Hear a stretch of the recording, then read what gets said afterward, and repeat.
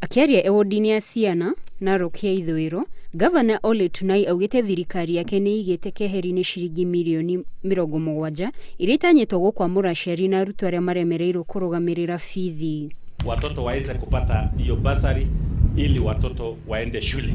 Tukiingia kanisa, hata hiyo mambo mbaya kama hiyo itapotea. Mbeca ici ikunengerwo ma-MCA a icigo itiganĩte arĩa mekwĩhokerwo gũtigĩrĩra nĩ ciakinyĩra arutwo aya hatarĩ mũthutũkanio.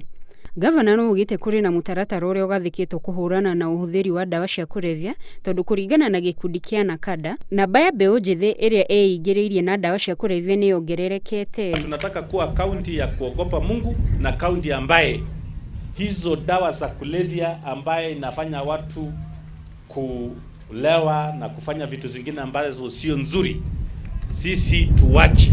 Sisi kaunti tunajenga, alafu tuweke immigration na barabara hii kutoka Ng'ũsuani nitahakikisha tumefungua sawasawa. Gavana orĩtie mũingĩ wa Narok wĩyeheranie na ũteti ũtaramateithia, akĩmera marorie hinya na mathaa mao maũndũ-inĩ ma ũguni marĩa mangĩmateithia gũkũria mĩtũrĩre yao.